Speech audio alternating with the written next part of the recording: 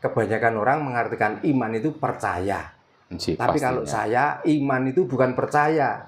Beripun, Pak. Itu. Kalau kita percaya saja, tanpa merasakan, itu juga termasuk belum orang yang beriman. Contohnya, kita percaya kalau lapar itu harus makan. Apakah yang dikerjakan harus makan, apa percaya saja? Kalau makan itu membuat kita itu kenyang.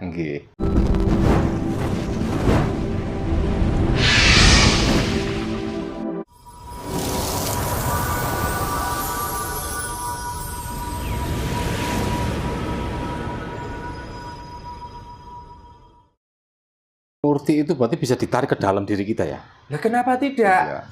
Wujud kita kan wujud Trimurti. Iya. Ya memang kalau dibicarakan langsung, saya bisa menunjuk langsung, tapi sampean nanti mungkin kalau nggak malu ya apa ya, canggung lah rasanya. Iya. Mana bentuk Trimurti? Celana lepas semuanya, tak tunjukkan. Iya. Paham. Jadi begini Mbak Darno, saya juga punya paham Trimurti sebenarnya agak sama dengan Mbak Darno seperti yang tadi disampaikan. Itu saya juga setuju sih. Konsep Trimurti itu seperti itu ya kan. Cuman kita ini masih masuk di wilayah Trimurti karena kebetulan si Pak Bayan juga tadi semalam juga membicarakan tentang Trimurti, sebagian juga kecilnya walaupun saya tidak tahu, tapi ini baru masuknya analisa, belum penjiwaan mungkin. Jadi konsep Trimurti juga bisa kita alihkan dengan bahasa lain, tapi mungkin sama seperti bisa. Jadi saya punya persamaan, mungkin hanya berbeda di kata-kata saja, seperti halnya begini. Konsep Trimurti itu kayak semacam aku terlahir dari lubang ibu, untuk mencari lubang ibu dan kembali ke lubang ibu pertiwi. Apakah itu benar, Mbak Darno? Makanya Trimurti itu mau diartikan seperti apa saja. Yang penting orang itu bisa menemukan pencerahan. Karena simbolnya apa? Matahari. Matahari mengeluarkan sinar, tapi matahari tidak pernah dia itu apa itu istilahnya itu kepengen menikmati sinarnya sendiri. Sinar itu diperuntukkan ya alam ya manusia. Dan matahari tidak pernah protes dengan sinar yang dinikmati manusia dan alam ini. Dan maaf, ya sama nanti kalau sudah membicarakan tentang itu, berarti kita asalnya dari mana? Sangkan parani dimati tekondi, kan gitu. Nah itu semua dari mana? Juga dari sinar hangat itu tadi. Sama saja. Makanya tiga hal itu tadi, karena kita membicarakan tri artinya tiga ya. Dari tiga hal itu kita akan menemukan semuanya tentang kehidupan, tentang gerak kita, tentang bicara kita, tentang napas kita, tentang panca indera kita. Akan menemukan semua. Iya. Jadi kenapa ini saya pertanyakan walaupun sudah sering diulang oleh Mbak Darno, karena setelah saya pelajari dari banyaknya sebuah konsep kehidupan yang ditawarkan, memang itu baik, cuman yang pada hakikat mencapai level pada tingkat kesadaran tertinggi sebenarnya Trimurti adalah sebuah penawaran yang sangat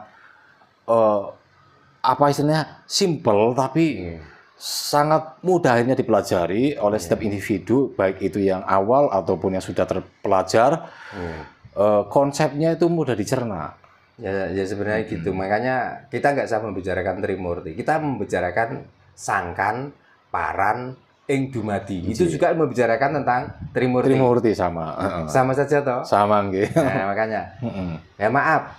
Saya bukan Pak Yai. Tapi kalau sudah di Al-Quran dikatakan Qul a'udzu birabbin nas, malikin nas, ilahin nas. Ini juga sama membicarakan tentang Trimurti. Tapi kadang-kadang kita itu yang tidak tersentuh sama sekali dari ucapan itu. Mana yang Rob, mana yang Malik, mana yang Ilahi.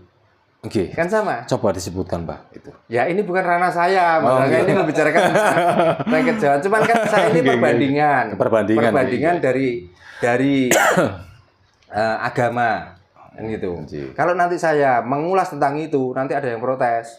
Pastinya itu. Nah, gitu. Makanya kita membicarakan tentang kapitayan kita sendiri aja. Ya, kapitayan. Ya. Gitu. Karena walaupun itu nanti artinya sama dan cara kita itu menggalinya dari sisi sini, dari sisi sini, nanti yang tidak lewat sisi sini ini loh yang protes, ngamuk. Itu. Yang tidak pakai ijma qiyas lah, yang tidak pakai nabu sorob, yang memudahkan bahasa Arab. Nah makanya saya tuh nggak pakai bahasa itu karena saya bahasa orang Nusantara ya. Kalau nggak bahasa Jawa ya bahasa Indonesia itu yang bahasa yang lebih mudah kita pahami, kita cerna. Daripada kita memakai bahasa orang luar, nanti kalau diartikan dengan bahasa kita, ya sami mawon padha wae. Gitu. Jadi penjelasan tentang konsep Trimurti itu tentunya pastinya cukup baik dan bagus sih ya. Dan saya rasa juga semua bisalah mempelajari dan menghayati konsep tersebut, karena saya rasa ini sebagai pembentukan kesadaran awal untuk mengenal itu memang sangat strategis karena mudah dipelajari itu.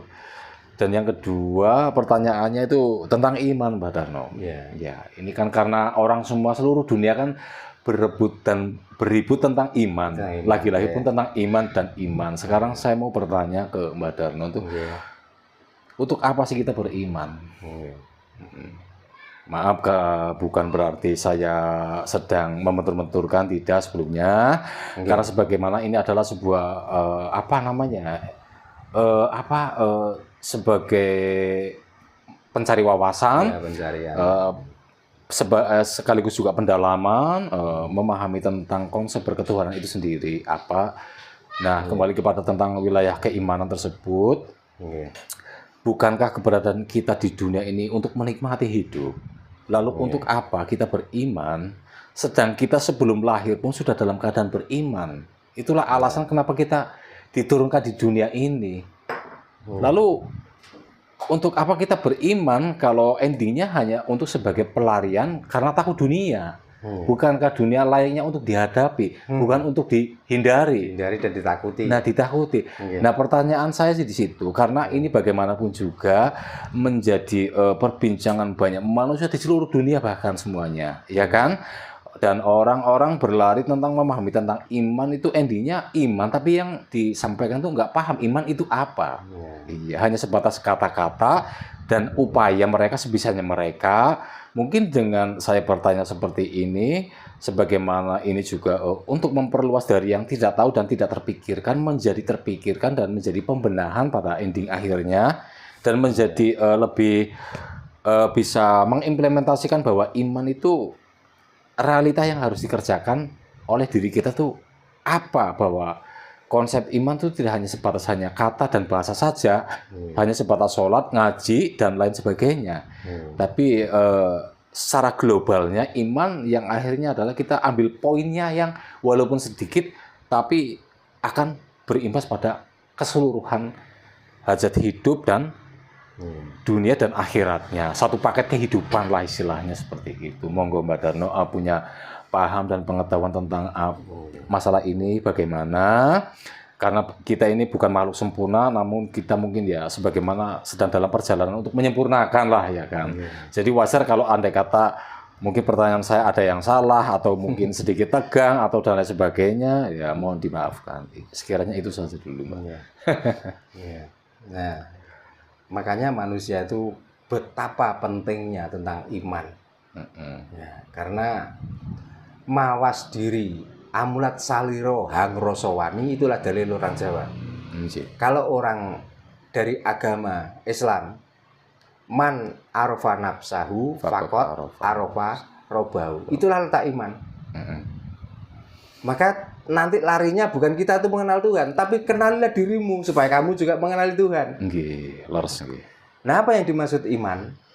Kebanyakan orang mengartikan iman itu percaya. Tapi kalau saya, iman itu bukan percaya. Itu. Kalau kita percaya saja tanpa merasakan, itu juga termasuk belum orang yang beriman. Contohnya, kita percaya kalau lapar itu harus makan. Apakah yang dikerjakan harus makan apa percaya saja? Kalau makan itu membuat kita itu kenyang. Kan salah satunya itu. Iya, benar. Mestinya kan harus makan, baru makan, kenyang. Tapi kalau taunya cuma orang lapar itu harus makan, berarti itu kan cuma wacana. Betul sekali, teori. Ya, teori. Itulah letaknya iman. Yang kedua, bahwa gula itu manis. Itu kan kalau sudah nempel di lidah.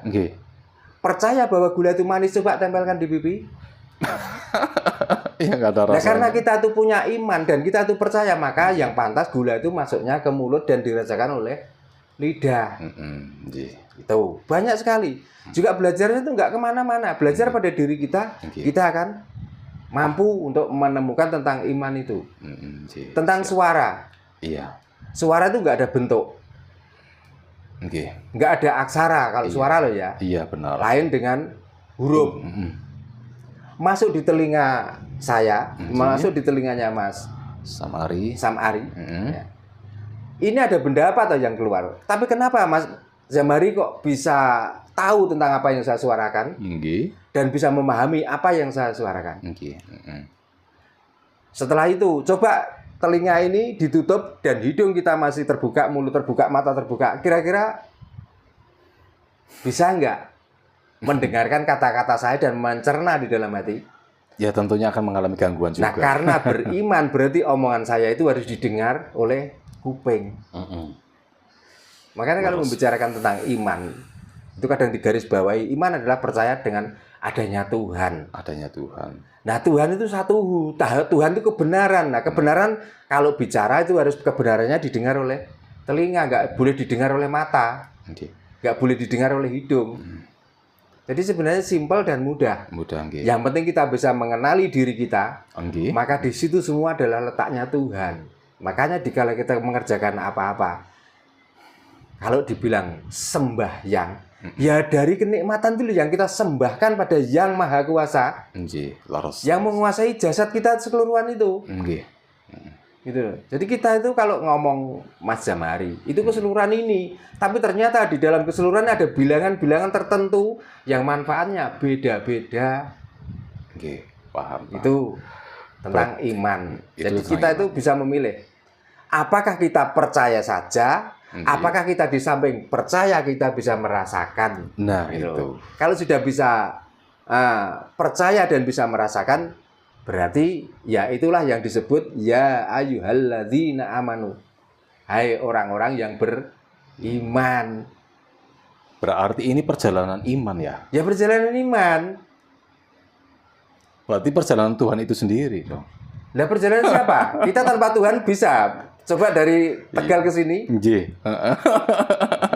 Kan nggak bisa. Iya.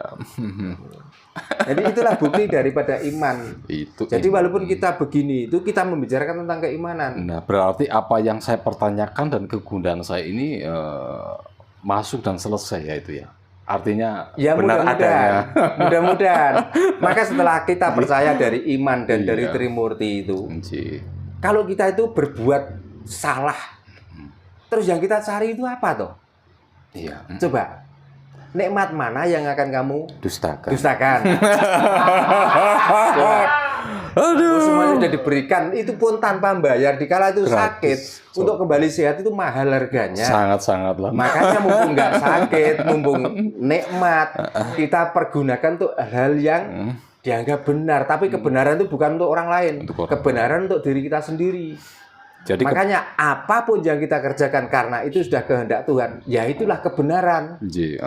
Maka jangan pernah menyalahkan perbuatan kita yang diklaim waktu itu salah, di waktu itu benar, dan lain sebagainya. Itu perjalanan Tuhan.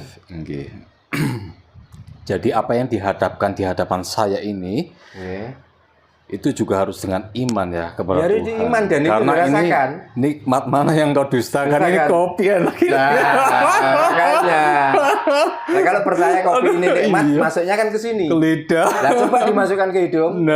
Nanti imanmu sudah luntur. Iya benar. Imanmu sudah rusak. Berarti sudah nggak percaya lagi dengan Tuhan. Betul, iya. Atau kesetuhunan atau kebenaran itu. Maka Tuhan adalah kebenaran. Tuhan adalah sinar terang. Tuhan adalah kebahagiaan. Di saat kita sudah menikmati semua, kita menemukan kebenaran, kita menemukan kecerahan, kita menemukan keindahan yang luar biasa. Berarti andaikan kita untuk bisa fokus kepada kebutuhan, ya kan, karena di hadapan saya sekarang ini ada kopi dan rokok, ya kan, ini kan kita berarti fokus kita itu harus kepada Tuhan itu sendiri ya, agar bisa menikmati. Fokus pada Tuhan. Makanya saya sering ngomong, apakah kita itu yang dijaga oleh Tuhan, apakah kita yang menjaga Tuhan? Jawabannya, kitalah yang harus menjaga Tuhan. Kalau kita itu merasa dijaga oleh Tuhan, yaitu kita itu mengadakan ritual yang salah kaprah. kita bisa gerak saja seolah-olah menyembah dia. Gitu loh. Kita bisa melakukan hal yang terbaik saja. Ini karena nanti dibayar pahala itu. Lah sudah sering saya katakan hidup ini nggak nyewa. Lu bisa melakukan hal seperti itu kok. Kita itu terus berharap supaya nanti dibalas oleh Tuhan. Lah balasan yang sudah diberikan ini akan kamu kemanakan? Ini loh. Itulah letak yang dimaksud iman. Maka pentingnya kita itu beriman itu supaya kita itu tahu kesejatian diri. Kalau diri sejati mudah, tapi kesejatian itulah yang paling sulit.